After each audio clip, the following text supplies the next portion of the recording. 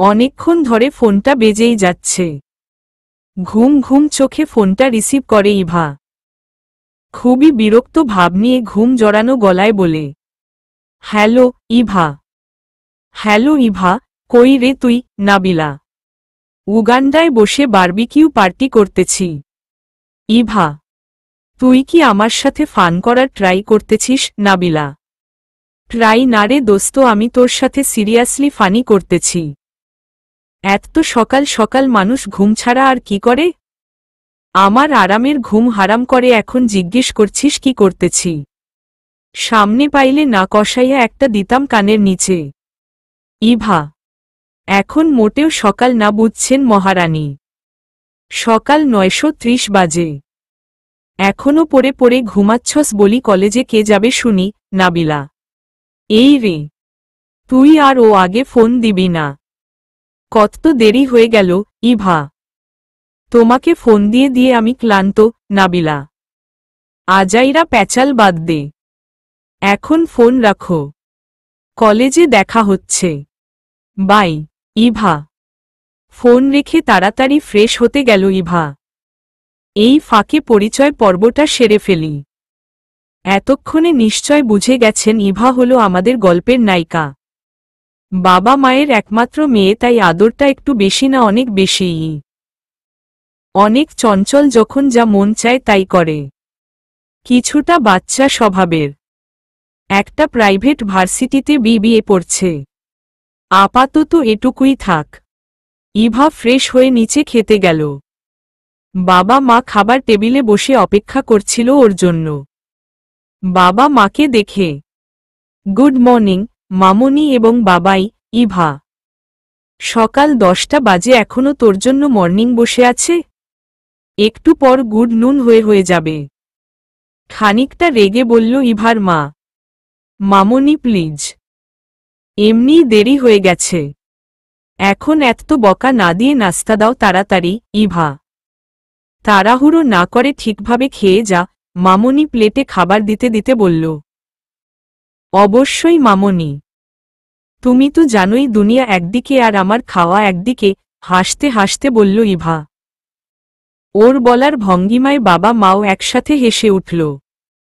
আপনারা আবার ভাবনেন না আমাদের নায়িকা পেটুক এবং মোটা। ইভা খুব বেশি ফর্সা না, উজ্জ্বল শ্যামলা, কোমর ছড়ানো এক রাশ ঘন কালো চুল, মায়াবী চোখ, টোল পড়া হাসি, হাজার ভিড়ের মাঝেও নজর পড়ার মতো। খাওয়া শেষ করে বাবা মার থেকে বিদায় নিয়ে তাড়াতাড়ি করে বাসা থেকে বের হয়ে গেল। রাস্তায় দেখল একটা ছেলে বাইক নিয়ে বসে আছে। মনে হচ্ছে কারো জন্য অপেক্ষা করছে। ইভা আশেপাশে তাকিয়ে দেখল একটা রিকশাও নেই। সে দৌড়ে ছেলেটার কাছে গেল। এই যে মি বাইকওয়ালা। ইভা, আমাকে বলছেন? ছেলে, আপনি ছাড়া তো আর কাউকে দেখছি না। ইভা, শুনুন, হাতে এত সময় নেই, তাড়াতাড়ি বাইক স্টার্ট দিন। ইভা, মানে? ছেলে। ইভা বাইকের পিছনে গিয়ে বসে বলল, দেখেন আমার এমনি অনেক লেট হয়ে গেছে, প্লিজ জলদি চলেন। ইভা, ছেলেটা থতমত খেয়ে গেল। চেনা নেই জানা নেই, হুট করে এসে বাইকে বসে পড়ল। আবার বলছে আমাকে নিয়ে যেতে। মাথায় প্রবলেম আছে মনে হয়, মনে মনে বলল ছেলেটা। আরে কি হলো? এভাবে সঙের মতো বসে আছেন কেন? রেগে বলল ইভা। কোথায় যাবেন বলেন? ছেলে। ইভা ভার্সিটির নাম বলল। পুরো রাস্তায় কেউ কোনো কথা বলল না। ভার্সিটির সামনে এসে বাইক থামালো ছেলেটা। ইভা কিছু না বলেই দৌড়ে ভিতরে চলে গেল। ছেলেটা অবাক হয়ে ভার্সিটির গেইটের দিকে তাকিয়ে থাকল। ওর জীবনে এমন অদ্ভুত মেয়ে দ্বিতীয়টা আর দেখেনি। যেভাবে হুট করে এসেছিল সেভাবেই হুট করে চলে গেল। একটা ধন্যবাদ ও দিল না। এসব ভাবতে ভাবতেই ছেলেটা বাইক থেকে নামল। তখনই চোখে পড়ল পিছনের সিট থেকে এক টুকরো কাগজ নিচে পড়ল। কৌতূহলবশত কাগজটা তুলে নিল। কাগজে লেখা ছিল, নিশ্চয়ই ভাবছেন কোনো পাগলের পাল্লায় পড়লেন। আমি এমনই। বাই দা পথ, ধন্যবাদ। লেখাটা পড়ে একটু মুচকি হাসল ছেলেটা। আসলেই একটা পাগল। কাগজটা ফেলে দিতে গিয়েও ফেলল নাকি ভেবে যেন খুব যত্ন করে পকেটে রেখে দিল। আরে যা, মেয়েটার নামটাই তো জানা হলো না। মনে মনে বলল ছেলেটা। নামটা না হয় না জানাই রইল, কি আর করা। মেয়েটা কিন্তু ভারী মিষ্টি, আমি না হয় মিষ্টি পাগলি বলেই ডাকলাম। হঠাৎ কি যেন মনে পড়াতে, ও শিট, আমি তো যে কাজের জন্য এসেছিলাম সেটাই ভুলে গেছি। অভি তো আমার অপেক্ষায় থাকবে। ভার্সিটির দিকে তাকিয়ে মুচকি হেসে বাইক স্টার্ট দিল। ইভা ক্যাম্পাসে গিয়ে নাবিলাকে ফোন দেওয়ার জন্য মোবাইলটা হাতে নিল। ফোন দিতে যাবে তখনই নাবিলা পিছন থেকে এসে বলল, কিরে ইভুনি, এতক্ষণ লাগে আসতে? সেই কখন থেকে তোর জন্য অপেক্ষা করতেছি। বাকি হারামিগুলা সব কইরে? ইভা, ওরা ক্লাসে। চল আমরাও যাই। নাবিলা ক্লাসে গিয়ে দেখল ওরা বসে গল্প করছে। নাবিলা আর ইভাও যোগ দিল ওদের সাথে। ওরা 5 জন ফ্রেন্ডস। আতুফা ওরফে আতু, মেঘলা ওরফে মেঘ, নাবিলা ওরফে লেবু, মাহিন ওরফে মাহি, আর ইভা ওরফে ইভুনি। ছোট থেকে ওরা একসাথে, তাই বন্ধুত্বটা একটু বেশিই। সারাদিন ক্লাস আড্ডা শেষ করে ফ্রেন্ডসদের থেকে বিদায় নিয়ে ইভা বাসায় গেল। এভাবেই দিনগুলো চলে যাচ্ছিল। সেদিন দুপুরে ইভা শুয়ে শুয়ে বিভূতিভূষণ বন্দ্যোপাধ্যায়ের পথের পাঁচালী বইটা পড়ছিল। বইটা যে ইভা কতবার পড়েছে হিসাব নেই। যতবার পড়া তত যেন নতুন লাগে। হঠাৎ রিংটোনের আওয়াজ শুনে বইটা রেখে ফোনটা হাতে নিয়ে দেখল মাহি ফোন দিয়েছে। ফোন রিসিভ করে। হ্যাঁ মাহি বল। ইভা। ইভুনি কি হয়েছে জানিস? মেঘ সিঁড়ি থেকে পড়ে পা ভেঙে ফেলেছে। মাহি। কি বলিস, কিভাবে? বেশি ব্যথা পায়নি তো? কোথায় এখন? ইভা। এখন বাসায় নিয়ে এসেছে, ব্যান্ডেজ করে দিয়েছে পায়ে। আমরা বিকেলে সবাই ওকে দেখতে যাব, রেডি থাকিস। মাহি। ওকে কে ডিস্টবের হয়ে কল দিস। ইভা বলেই ফোন রেখে দিল। বিকেলে সবাই মিলে মেঘলার বাসায় যায়। মেঘ মোটামুটি সুস্থ, শুধু একটু খুঁড়িয়ে খুঁড়িয়ে হাঁটে। কিরে ফকিন্নি, সিঁড়ি থেকে পড়লি কিভাবে? লেবু। চোখ কি কপালে রেখে সিঁড়ি দিয়ে নামতেছিলি? দেখে শুনে হাঁটতে পারস না? এত তিরিং করে লাফাস কেন সবসময়? আতু। আরে আতু, এমনিতেই বেচারি লুলা হয়ে গেছে, তুই আবার এগুলা বলতেছিস কেন?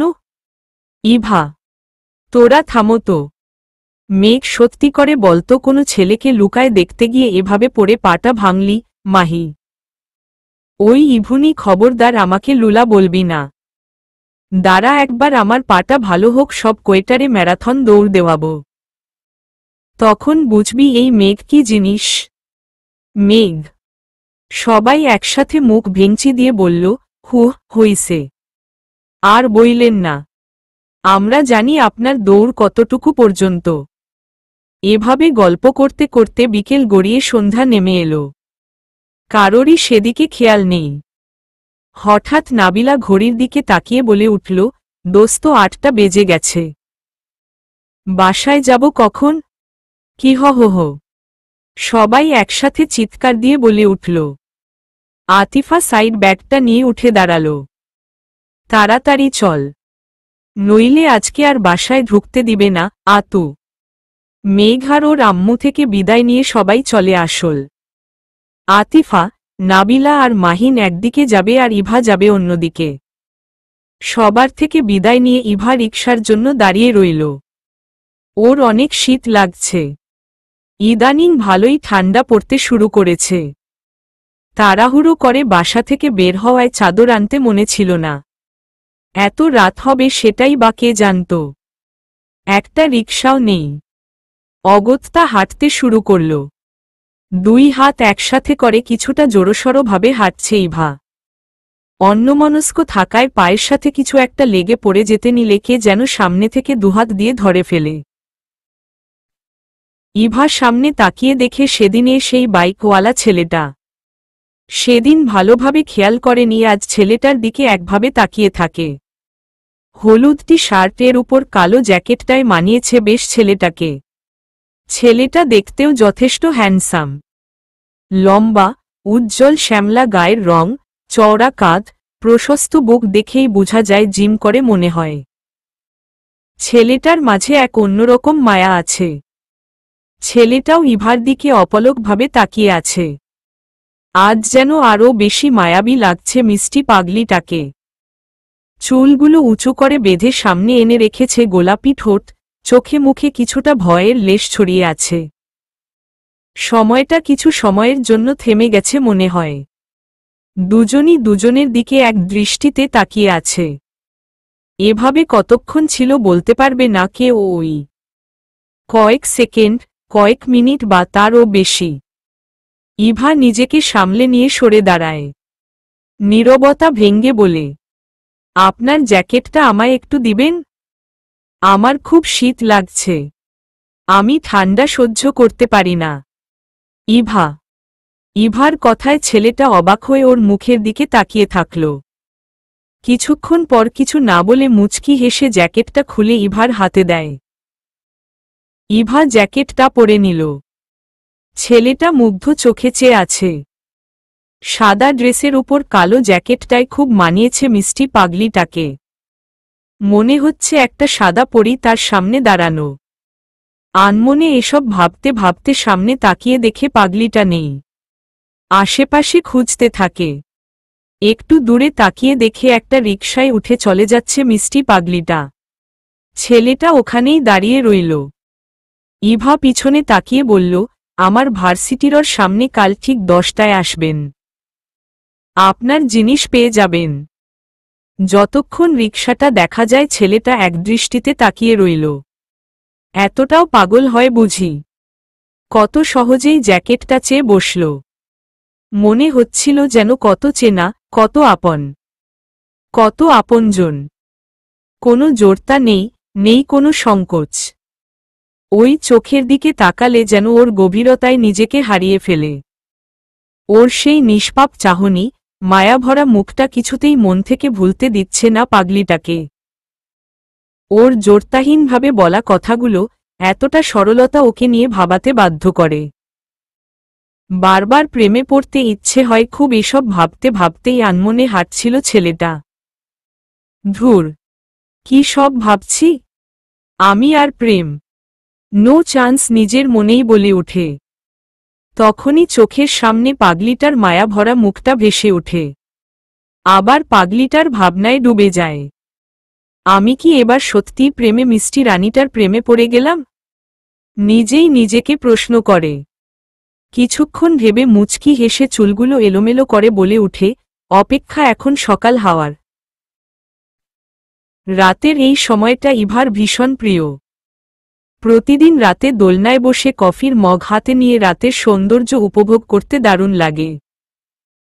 রাতের আধারে একটু পরপর গাড়ির হেডলাইটের আলোগুলো জ্বলে উঠে নির্জন রাস্তাটা ক্ষণিকের জন্য আলোকিত করে দিয়ে আবার নিমিষেই দূরে হারিয়ে যায়। এই জ্বলে উঠে আবার আধারে ডুবে যাওয়া দেখতে ইভার বেশ লাগে। এটা এখন তার নিত্যদিনের অভ্যাস হয়ে দাঁড়িয়েছে। আজ ও প্রতিদিনের মতো কফির মগ হাতে নিয়ে দোলনায় গিয়ে বসে। কিন্তু আজ তার মনটা কেমন যেন উদাস। বারবার ওই নাম না জানা ছেলেটা ওর কল্পনায় এসে হানা দিচ্ছে। না চাইতেও ওর কথা মনে পড়ে যাচ্ছে। ওর সাথে দেখা হওয়ার ঘটনাগুলো চোখের সামনে ভেসে উঠছে। নিজের মধ্যে এক অন্যরকম অনুভূতি হচ্ছে। কিছুতেই মনটা শান্ত হচ্ছে না। ইভা এক দৌড়ে রুমে গিয়ে জ্যাকেটটা হাতে নিল। খুব সুন্দর একটা স্মেল পায়। যখন ও রাস্তায় পড়ে যাওয়ার সময় ছেলেটা ধরে ফেলে তখন ও এই স্মেলটা পেয়েছিল। ইভা কি মনে করে যেন জ্যাকেটটা গায়ে জড়িয়ে নিল। তখনই ওর মনে পড়ে যায় ছেলেটা খুব কাছ থেকে ওকে জড়িয়ে ধরেছিল। এতটাই কাছে ছিল যে ছেলেটার নিঃশ্বাসের আওয়াজ ইভা শুনতে পাচ্ছিল। এই প্রথম কোনো ছেলে ওর এতটা কাছে এসেছে। অজানা এক শিহরণে কেঁপে উঠে ইভা। কিছু সময়ের ব্যবধানে কেমন যেন বদলে গেছে ও। বিকেল পর্যন্ত তো ঠিকই ছিলাম। কোথাকার কোনো এক ছেলে এসে পাগল করে দিচ্ছে আমাকে। মাথা নাড়িয়ে নিজেই নিজেকে বলে উঠল। জ্যাকেটটা তাড়াতাড়ি করে খুলে রেখে দেয়। তারপর মনে মনে বলে, কাল এটা মালিকের হাতে তার জিনিস পৌঁছে দিতে পারলেই হল। ইভা অনেকক্ষণ ধরে ভার্সিটির সামনে দাঁড়িয়ে আছে, কিন্তু ছেলেটার আসার কোনো নামই নেই। এতক্ষণে তো চলে আসার কথা। ধুর, এভাবে কতক্ষণ দাঁড়িয়ে থাকব? আসবে তো নাকি? ভুলে গেল না তো আবার? এসবই মনে মনে ভাবছে আর ঘড়ির দিকে একটু পরপর তাকাচ্ছে ইভা। ছেলেটা ভার্সিটির কাছে আসতেই দেখল পাগলিটা দাঁড়িয়ে আছে, হাতে একটা শপিং ব্যাগ। ওকে দেখে এক মুহূর্তের জন্য থেমে গেল ছেলেটা।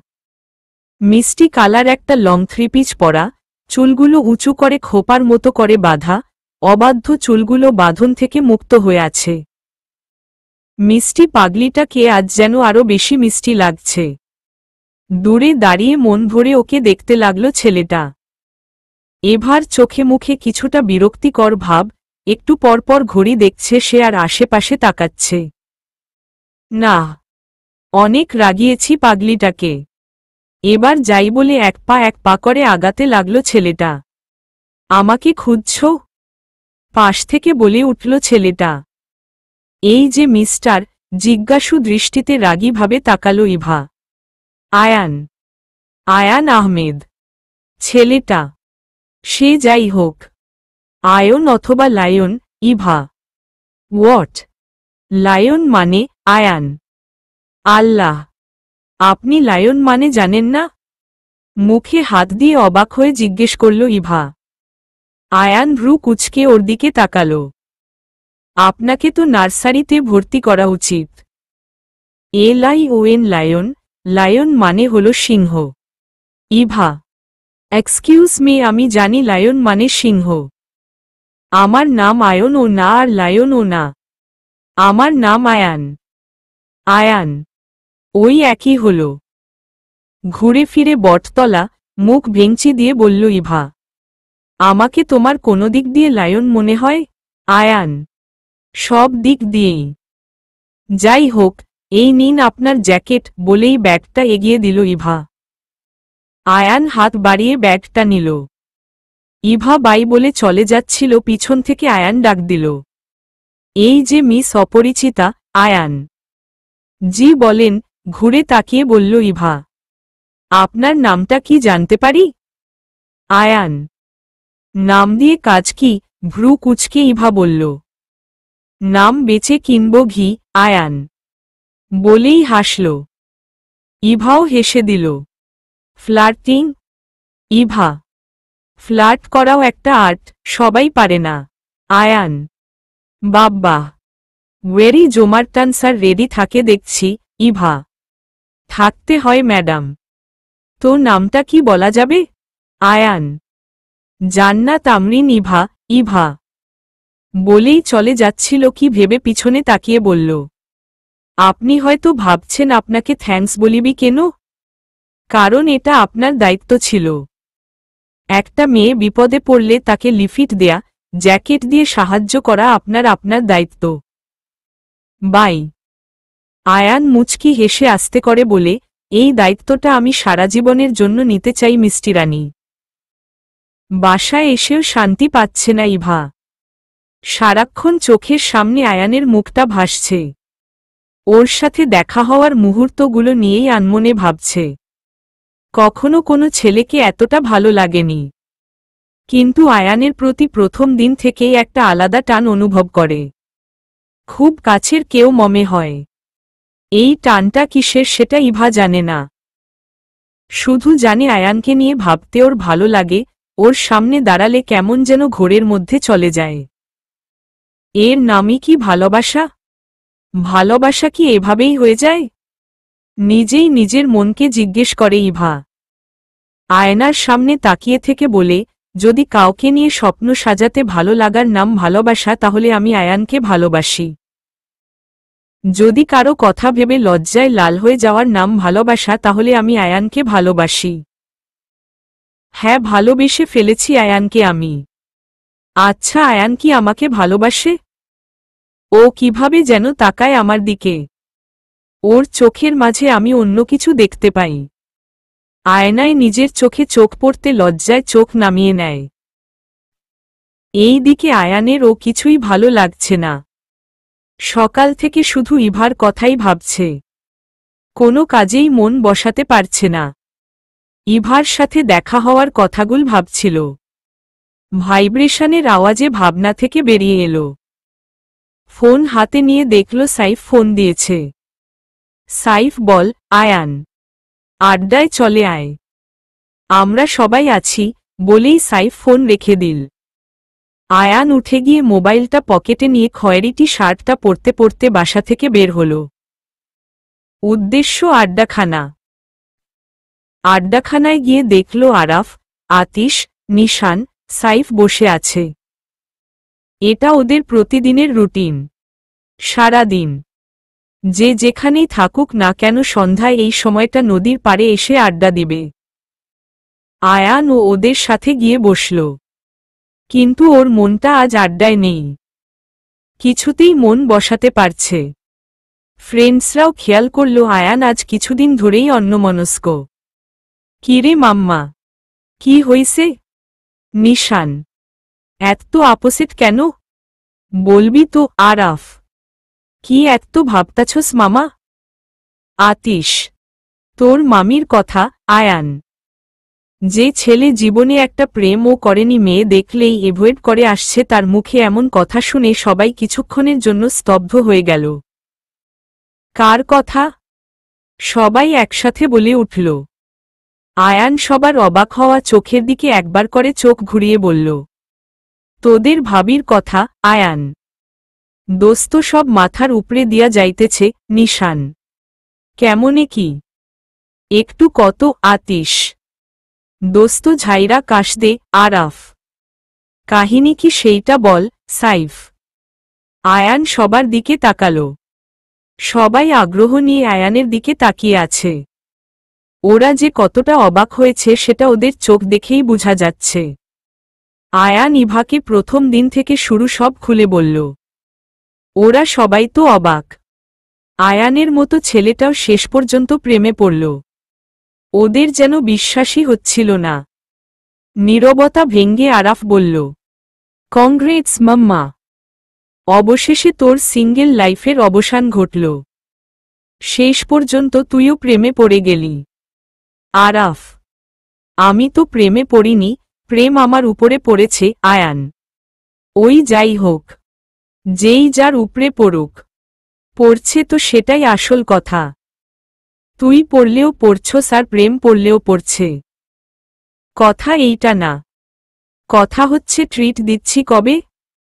সাইফ, কিসের ট্রিট? অবাক হয়ে বলল আয়ান।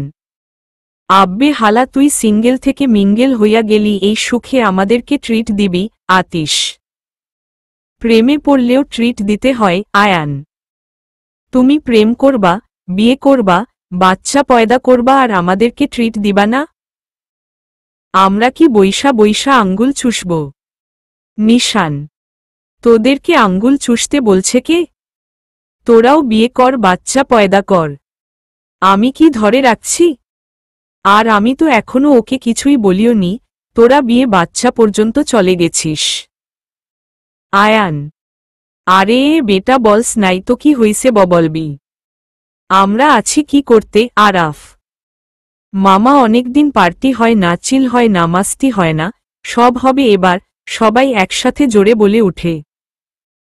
ওদের পাগলামি দেখে আয়ান হেসে দেয়। বন্ধুরা আসলেই এমন। ওদের সাপোর্ট পেয়েই আজ ও এতদূর আসতে পেরেছে।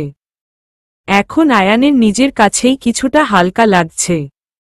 মনে হচ্ছে খুব বড় একটা বোঝা মন থেকে সরে গেছে। আসলেই বন্ধুরা ছাড়া লাইফ ইম্পসিবল।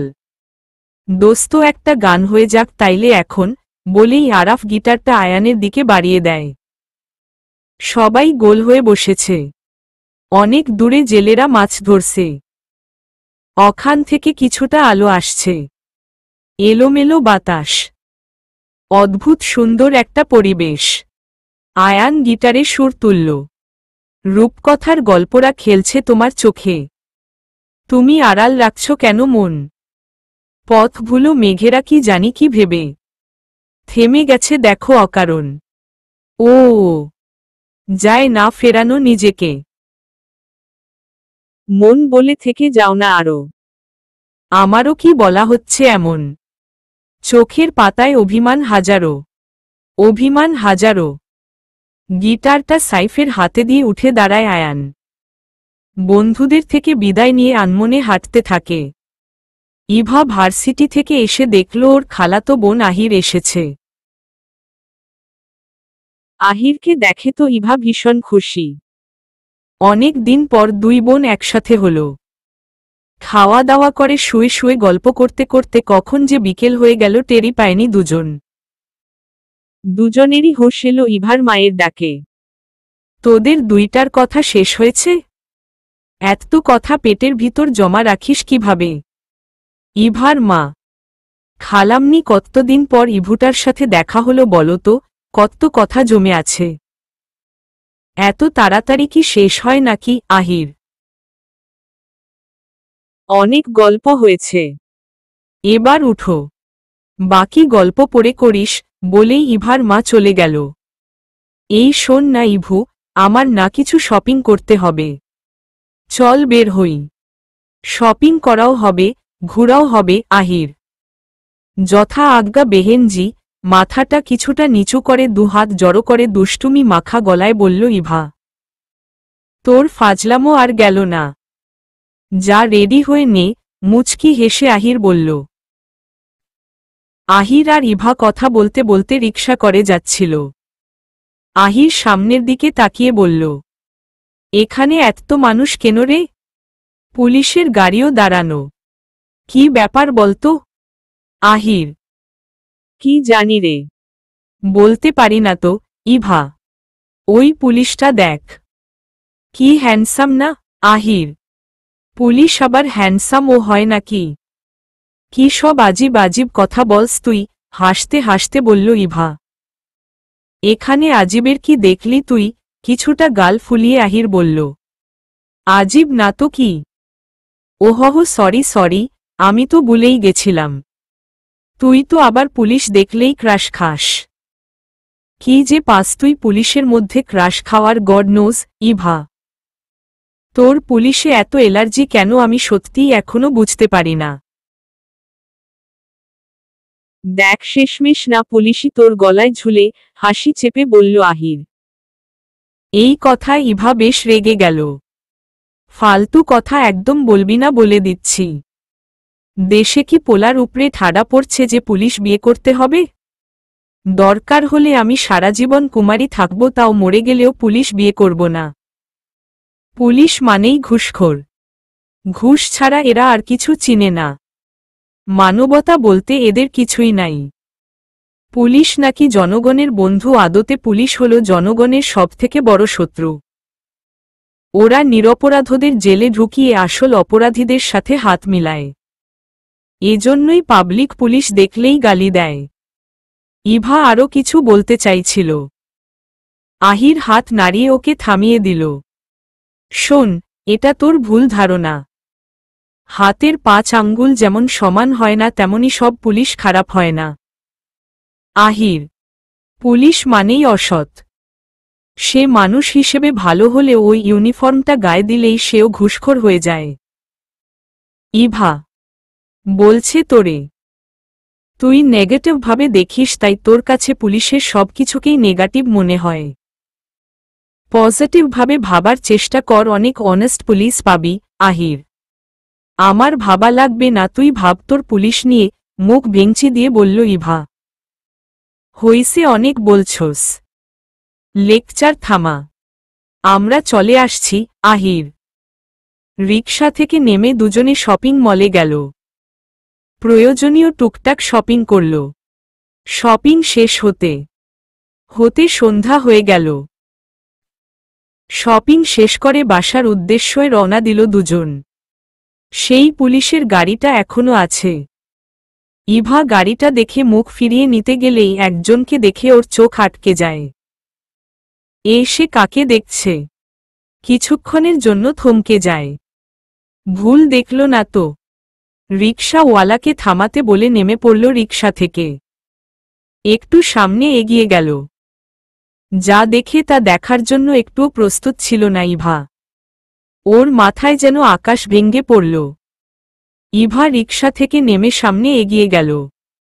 যা দেখল তা দেখার জন্য সে একটুও প্রস্তুত ছিল না। ওর মাথায় যেন আকাশ ভেঙে পড়ল। এরকম কিছু দেখবে সেটা সে কল্পনাতেও আনেনি কখনো। কি ভাবছেন? কে সে? কাকে দেখে সে এতটা চমকে গেল? যাকে দেখে ইভা এক মুহূর্তের জন্য থমকে গেছে সে মানুষটা আর কেউ না, আয়ান। হ্যাঁ, সেই আয়ান যাকে নিয়ে ভাবতে ইভার ভালো লাগে, যাকে নিয়ে শ্মশানে মোমাত্র স্বপ্ন দেখতে শুরু করেছিল, যাকে নিজের অজান্তে একটু একটু করে ভালোবেসে ফেলেছে। সেই আয়ান কিনা আজ তার সামনে পুলিশের ইউনিফর্ম পরে দাঁড়িয়ে আছে। যেই পুলিশকে ইভা ছোট থেকে অপছন্দ করে এসেছে শেষমেশ কিনা সে একটা পুলিশকে ভালোবেসে ফেলল। আয়ান ইভাকে খেয়াল করেনি। সে অন্য একটা পুলিশের সাথে কি নিয়ে যেন কথা বলছে খুব সিরিয়াসভাবে। দেখেই বোঝা যাচ্ছে এতদিন ইভা যে আয়ানকে দেখেছে তার দিকে তাকিয়ে থাকতে মন চাইত। ওর চোখে মুখে একটা অন্যরকম মায়া দেখতে পেত, যেই চোখের দিকে তাকালে নিজেকে হারিয়ে ফেলত। কিন্তু আজ তার সামনে যে আয়ান দাঁড়িয়ে আছে সে যেন ভিন্ন একটা রূপ। ওর চোখে আজ আর সেই মায়া খুঁজে পাচ্ছে না ইভা। ইউনিফর্মটার কারণে আজকে ওর চোখে মুখে কেমন একটা কাঠিন্য ভাব ফুটে রয়েছে, যা ইভার একটুও ভালো লাগেনি। ইভা মন খারাপ করে রিকশায় এসে বসল। পুরোটা রাস্তা আহির একাই বক বক করেছে, ইভা একটা কথাও বলেনি। বাসায় এসেও ইভা একদম চুপ হয়ে রইল। ওর কিছুই ভালো লাগছিল না। স্বপ্ন দেখার আগেই যেন ওর স্বপ্নগুলো কাচের মতো ভেঙে গেল। ইভার নিজের উপর খুব রাগ হচ্ছে। আয়ানের ব্যাপারে ওর খোঁজ নেওয়া উচিত ছিল। কিছু না জেনেই ওকে এভাবে ভালোবাসায় একদমই ঠিক হয়নি। ইভা যদি জানতে পারত আয়ান পুলিশ, ও কখনোই আয়ানকে নিয়ে এতটা ভাবত না। কিন্তু এখন যে আয়ানকে ভালোবেসে ফেলেছে, এই প্রথম কাউকে নিয়ে আমি এতটা ভেবেছি, ফিল করেছি আমি আয়ানকে ভালোবেসে ফেলেছি।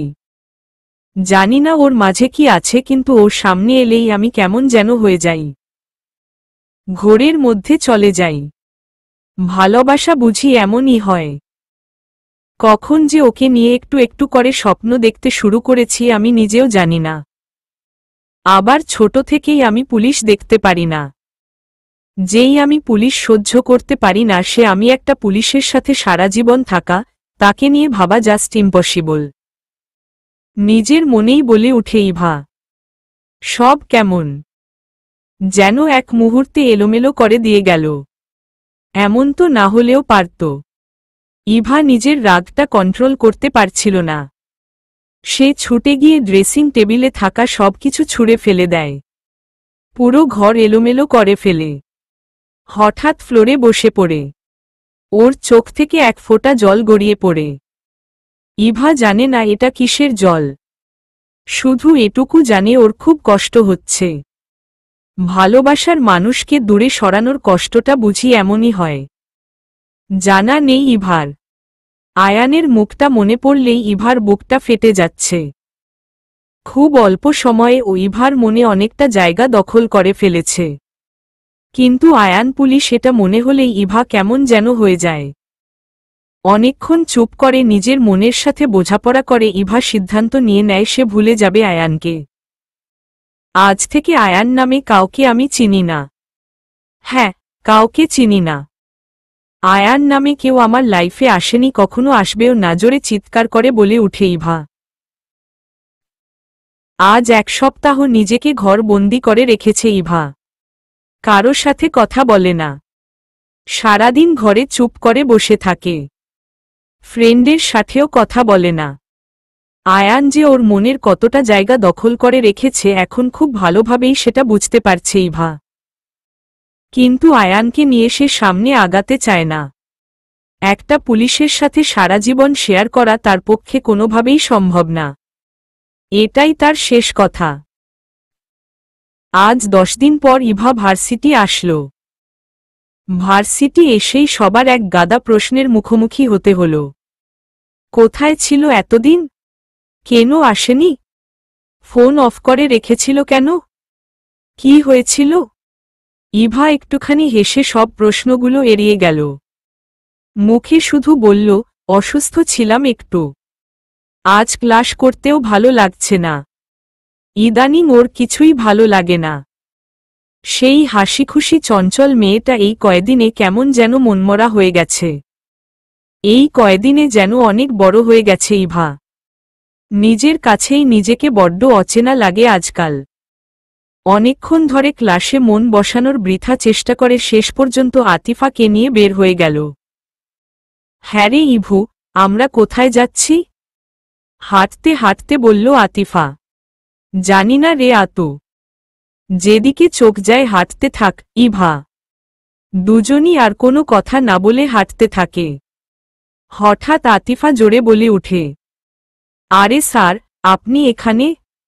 আতিফা। ইভা কিছুটা অন্যমনস্ক হয়ে হাঁটছিল। আতিফার কথা শুনে চমকে গিয়ে সামনে তাকায়। আয়ানকে দেখে একটু অবাক হয়। ইউনিফর্ম পরা, চোখে সানগ্লাস, হাতে ঘড়ি। আজ যেন একটু অন্যরকম লাগছে। ইউনিফর্ম পরে এইদিকে কোথায় যাচ্ছে? অফিস তো অন্যদিকে। যেখানেই যাক আমার তাতে কি মনে মনে বলে ইভা। কি করবে বুঝতে না পেরে ওখানেই দাঁড়িয়ে থাকে ইভা অন্যদিকে তাকিয়ে। হ্যাঁ, এইদিকে একটু কাজ ছিল। একটা মার্ডার কেসের ব্যাপারে। তোমার কি অবস্থা? আয়ান কথাটা বলেই পাশে তাকিয়ে ইভাকে দেখে একটু বেশিই অবাক হয়। আমি তো ভালো আছি স্যার। আতিফা ইভার দিকে তাকিয়ে বলল। ওহহ, পরিচয় করিয়ে দিই। স্যার, ও হচ্ছে ইভা, আমার কইলজার টুকরা ফ্রেন্ড, আমার বেস্টো। আর ইভা, উনি হচ্ছে ইন্সপেক্টর আয়ান আহমেদ। ইভা মাথা নাড়িয়ে হুম বলে মুখ অন্যদিকে ফিরিয়ে নিল। আয়ান বুঝতে পারল ইভা ওর সাথে কথা বলতে চাচ্ছে না। তাই সে আতিফা থেকে বিদায় নিয়ে ওখান থেকে চলে আসল। আতিফা বলতে লাগল, জানিস ইভু, স্যার অনেক ভালো। আমি আমার লাইফে এত ভালো মনের মানুষ দেখিনি। আর পুলিশ হিসেবে ও অনেক সৎ, অনেক হেল্পফুল। সবাই স্যারকে এক নামে চিনে। চিনবেই বা না কেন? স্যারের মতো এত অনেস্ট পুলিশ অফিসার খুব কমই আছে। সততা আর নির্ভরতার আরেক নাম ইন্সপেক্টর আয়ান। সব পুলিশের উচিত স্যারের মতো হওয়া।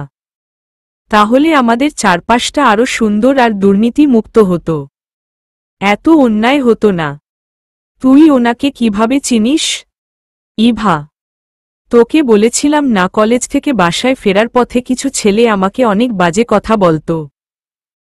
একদিন ওরা আমার ব্যাগ টান দিয়ে ধরেছিল। তখন ওই রাস্তা দিয়ে স্যার যাচ্ছিল। স্যার ওদের দুইজনকে থানায় নিয়ে যায়। পরে ওরা এসে আমার কাছে মাফ চায়। এখনো মাঝে মাঝে দেখা হলে আপু বলে কথা বলে।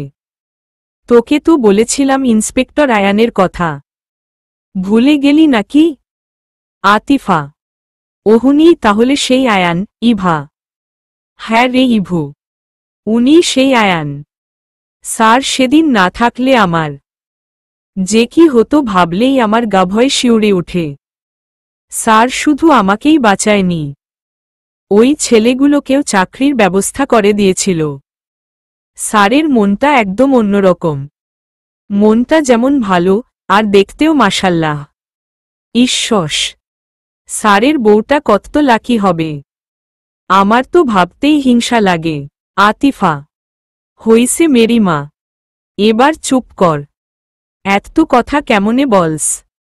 আর একটা কথা বললে মুখের মধ্যে ললিপপ এনে ঢুকাই দিব। ইভা। ইভার ধমক খেয়ে আতিফা চুয়ো হয়ে গেল। বুঝতে পারল কোনো কারণে ইভার মন ভালো নাই আজকে। তাই ও আর কিছু বলল না। আতিফার থেকে বিদায় নিয়ে ইভা বাসায় চলে আসলো। রাতে বারান্দায় বসে বসে আতিফার বলা কথাগুলো ভাবছিল।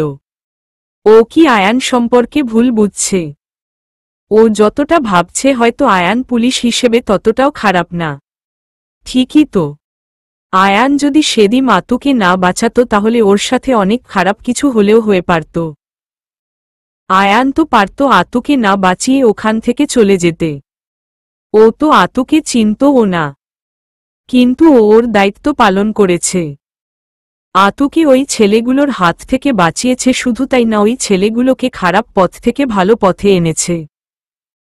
নয়তো ওরা হয়তো অন্য কারো সাথে খারাপ কিছু করত। সব পেশাতেই তো ভালো খারাপ দুটাই আছে। ডাক্তাররাও তো কেউ গরিবদের টাকা ছাড়াই চিকিৎসা দেয়, আবার কেউ কেউ টাকার জন্য রোগী মেরে ফেলে। শিক্ষকদের মধ্যেও কেউ খুব যত্ন নিয়ে পড়ায়, আবার কারো কাছে টাকা উপার্জনটাই আসল। স্টুডেন্টসরা বুঝল কি বুঝল না সেটা দেখার বিষয় না তাদের। ব্যাংকার, ব্যবসায়ী, উকিল, আর্মি, শিক্ষক, ডাক্তার সব পেশাতেই তো ভালো খারাপ আছে। তাহলে পুলিশ মানেই কেন খারাপ হবে? পুলিশের মধ্যেও নিশ্চয়ই ভালো খারাপ আছে। হয়তো আমি নেগেটিভভাবে ভেবেছি এতদিন, তাই আমার কাছে পুলিশ মানেই খারাপ। আমি তো ভালো দিকগুলো দেখেও দেখিনি এতদিন। হয়তো আয়ান ততটাও খারাপ না। আজ যখন আতু ওকে নিয়ে কথা বলছিল বুঝাই যাচ্ছিল আয়ানের প্রতি অনেক রেসপেক্ট থেকে কথাগুলো বলছিল। আয়ান সম্পর্কে জানার পর ইভার মনেও আয়ান সম্পর্কে কিছুটা ভালো ধারণা জন্ম হয়েছে। আনমনে এসব নিয়েই ভাবতে থাকে। মানুষ হিসেবে আয়ানকে যেমন ভালোবেসেছি, আমি পুলিশ হিসেবেও কি এতটা ভালোবাসতে পারবো? আমি মানতে পারবো? আমি নিজেই নিজের কাভহে জানতে চায়। এর উত্তর হয়তো সময়ই বলে দিবে, দীর্ঘশ্বাস ফেলে বলে ইভা। দেখা যাক সময় ওদের দুজনকে কোথায় নিয়ে দাঁড় করাই। পরদিন ভার্সিটি গিয়ে জানতে পারে রিইউনিয়ন হবে। ইভা আর ওর বন্ধুরা তো ভীষণ খুশি। কিভাবে ডেকোরেশন করা হবে, প্রোগ্রামে সবাই কি পরবে, কিভাবে সাজালে আরও সুন্দর লাগবে, আকর্ষণীয় হবে, এসব প্ল্যানিং নিয়ে সবাই ব্যস্ত। স্টেজে যারা পারফর্ম করবে তারাও রিহার্সাল নিয়ে মহাব্যস্ত। কত বড় প্রোগ্রাম বলে কথা, কত সিনিয়র ভাইয়া আপুরা থাকবে, সবাই একসাথে হবে। ভাবতেই সবাই আরও অধিক উৎসাহে কাজ করে যাচ্ছে। ইভারও খুব ভালো লাগছে। সব প্রস্তুতি মোটামুটি শেষ। প্রোগ্রামের দিন সব ছেলেরা পাঞ্জাবি আর মেয়েরা শাড়ি পরবে বলে ঠিক করল। প্রোগ্রামের কিছুদিন আগে ইভা, নাবিলা আর মেঘলা শপিং করতে গেল। হাঁটতে হাঁটতে ইভা খেয়াল করল বৃদ্ধ একটা লোক রাস্তার একটু মাঝে দাঁড়িয়ে আছে। সম্ভবত রাস্তা পার হবে, আর ডানপাশ থেকে একটা গাড়ি আসছে। ইভা অনেকটা দূরে ছিল। সে দৌড়ে লোকটার কাছে যাওয়ার আগেই গাড়িটা ব্রেক করল। অল্পের জন্য লোকটা ধাক্কা খায়নি গাড়ির সাথে। এটা দেখে ইভার খুব রাগ হল। সে সামনে আগাতে যাবে তখনই দেখল গাড়ি থেকে কে যেন নামল। একটু কাছে গিয়ে দেখল গাড়ির মালিক আর কেউ না, আয়ান। ইভা ভেবেছিল আয়ান লোকটাকে ধমক দিবে মাঝরাস্তায় এভাবে দাঁড়ানোর জন্য, কিন্তু যা দেখল তার জন্য ও একটুও প্রস্তুত ছিল না। আয়ান বৃদ্ধ লোকটিকে কি যেন বলল, তারপর হাতে ধরে রাস্তার ওপাশে নিয়ে গেল। এরপর একটা রিকশা ডেকে লোকটিকে রিকশায় বসিয়ে দিল। তারপর নিজের গাড়িতে উঠে চলে গেল। পুরো ব্যাপারটা বুঝতে ইভার একটু সময় লাগল। পুলিশ এমনও হয়, জানা ছিল না ওর। সে তো এরকম একটা মানুষকেই খুঁজছিল যার মনটা সবার জন্য কাঁদবে, সবাইকে নিয়ে ভাববে, সবার উপকার করবে। ইভা ঠায় দাঁড়িয়ে এসবই ভাবতে লাগল। ঘোর ভাঙল মেঘের ডাকে। কিরে, এইখানে এইভাবে স্ট্যাচুরও মতো দাঁড়িয়ে আছিস কেন? মেঘ, কিছু না, চল বলেই হাঁটতে লাগল। শপিং করার পুরোটা সময় ওর মাথায় শুধু একটাই চিন্তা ঘুরপাক খাচ্ছিল, আয়ান। খাবার টেবিলে ইভা হঠাৎ বলে উঠল, জানো বাবাই, আজ একটা অন্যরকম পুলিশ দেখেছি। পুলিশদের মধ্যে যে এতটা মানবতা থাকে আয়ানকে না দেখলে আমি বুঝতেই পারতাম না। আয়ান? মা এবং বাবা দুজনই একজন আরেকজনের দিকে অবাক হয়ে তাকিয়ে একসাথে বলল। তোমরা এত অবাক হচ্ছ কেন? ইভা, তুই কি ইন্সপেক্টর আয়ানের কথা বলছিস? বাবা, হ্যাঁ, তুমি চিনো নাকি? ইভা, ওকে কে না চিনে? ওর মতো সৎ পুলিশ অফিসার খুব কমই আছে। বাবা, তুই ওকে কিভাবে চিনিস? বলিস নি তো কোনো দিন। মা, হ্যাঁ, মা বলা হয়নি। তারপর প্রথম দিন দেখা হওয়ার কথাটা বলল শুধু।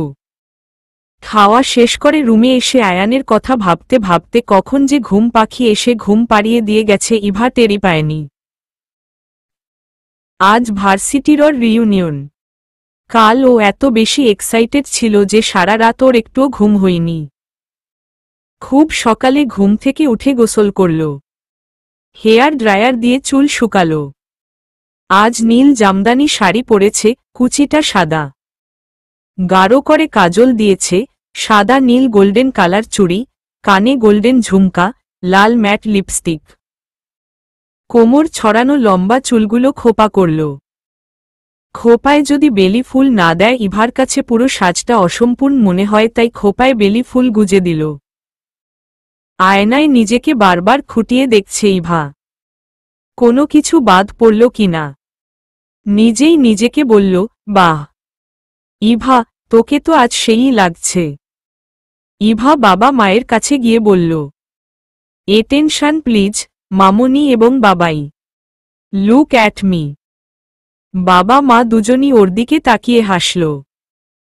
ইভাও হেসে বলল, দেখো তো আমায় কেমন লাগছে।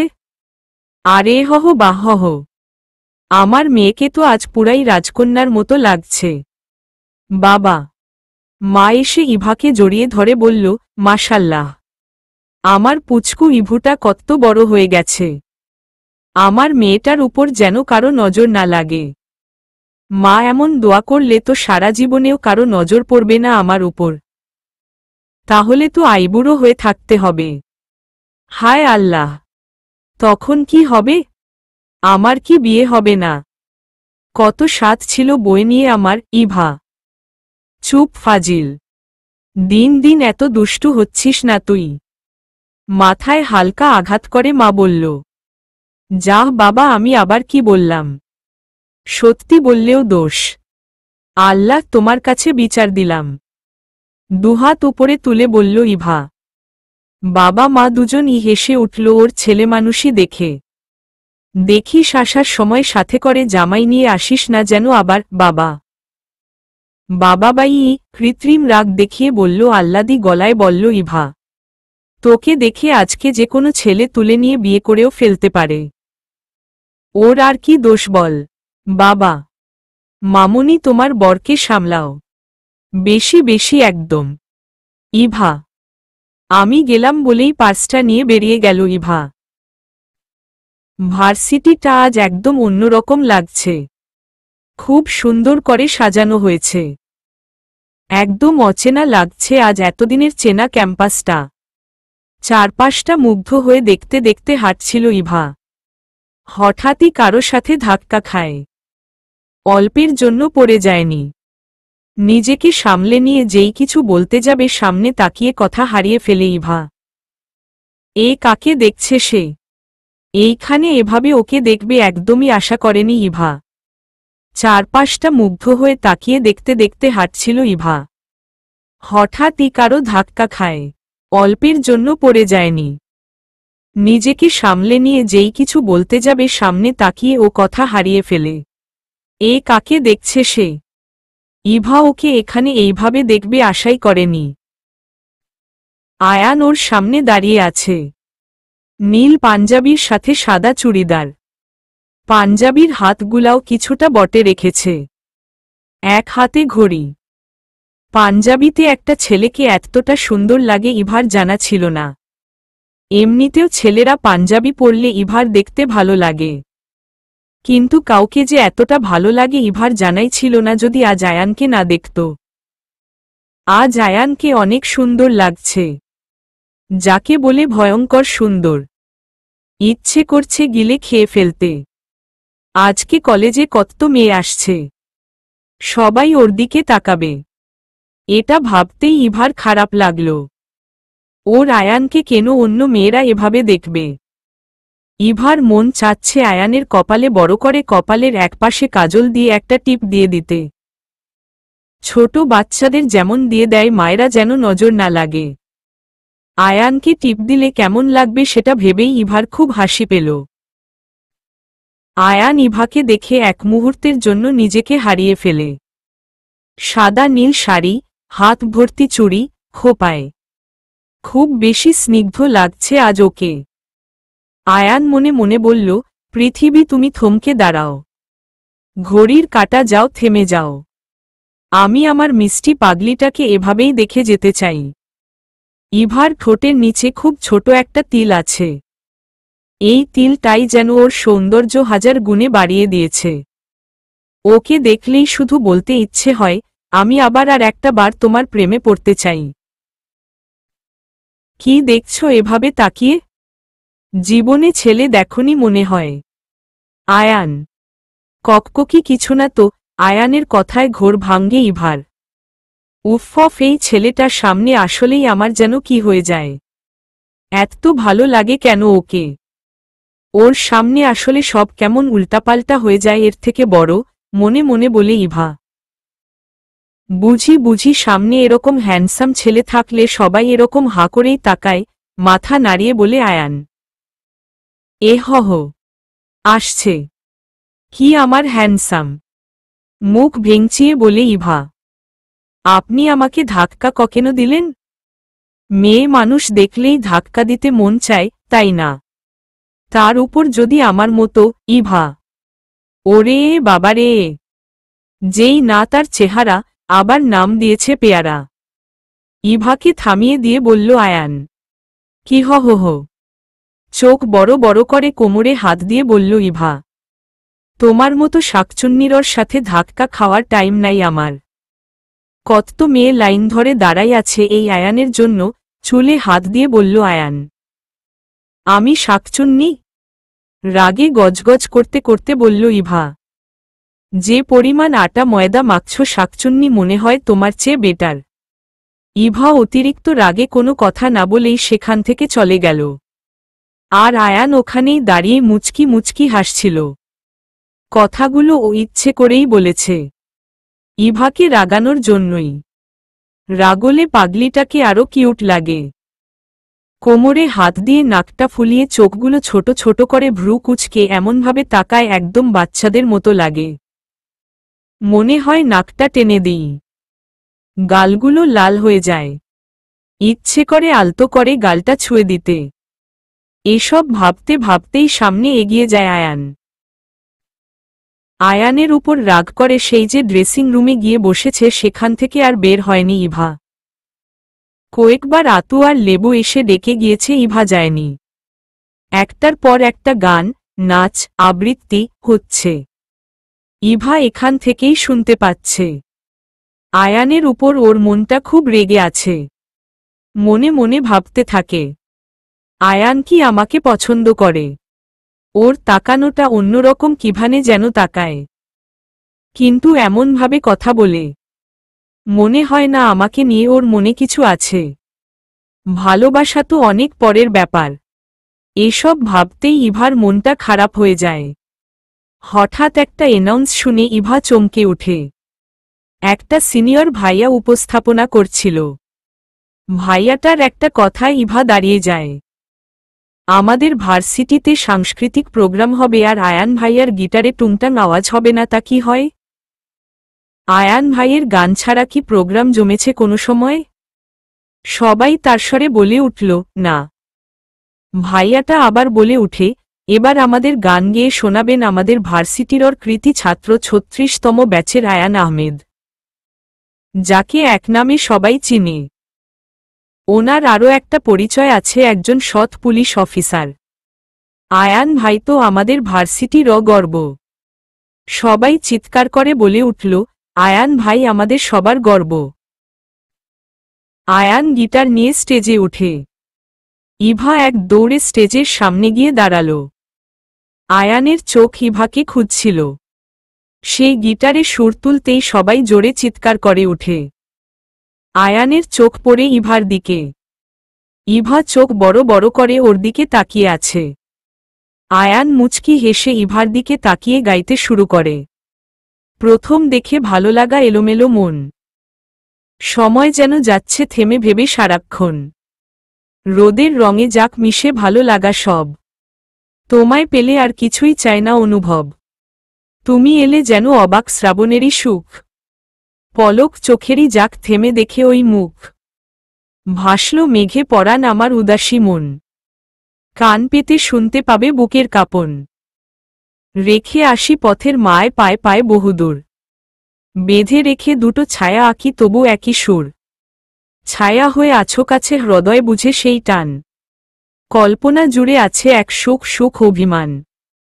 বলা হয়েও হয় না। বলি মন তা শুনে না। তুমি জানো কিনা তা জানি না। কি যেন কি আছে লেখা। আবছা তা যায় না পড়া। জেনে যায় এই মন তবু। কোনো উপায়ে দিচ্ছে ধরা। কাছে পেয়েও পাই না। দূরত্বটা চাই না। তুমি জানো কি না তা জানি না।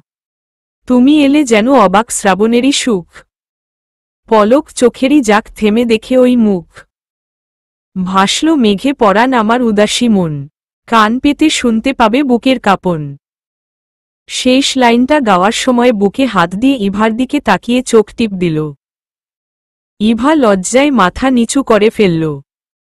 আয়ানের যেটুকু বুঝার সে বুঝে নিল।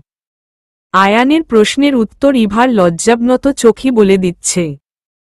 পুরোটা গানই ইভার দিকে তাকিয়ে গেয়েছে আয়ান।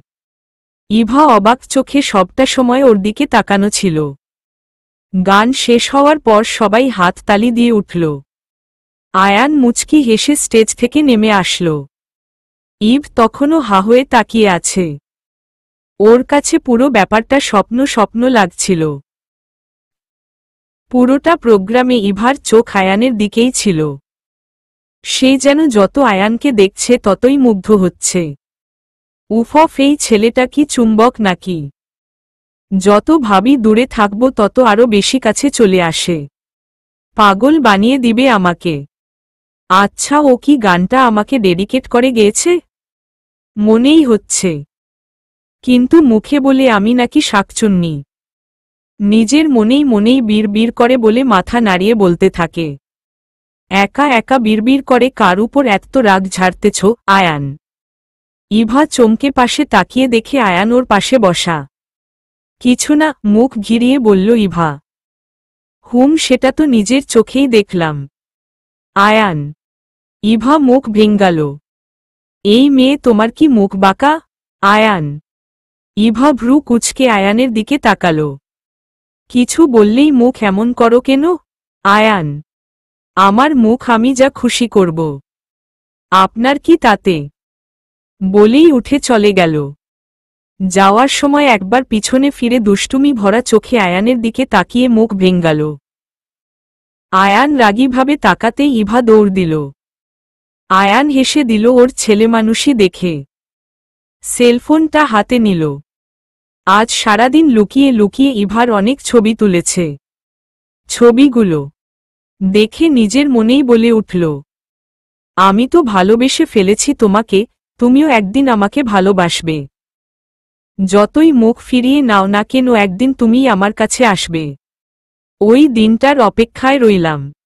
ইভা কি আয়ানের কাছে নিজ থেকে ধরা দিবে? আমিও জানি না, দেখা যাক কি হয়। আয়ানের অপেক্ষার অবসান কি আদৌ হবে? জানতে হলে তো আপনাদের ও আয়ানের সাথে অপেক্ষায় থাকতে হবে। চলবে।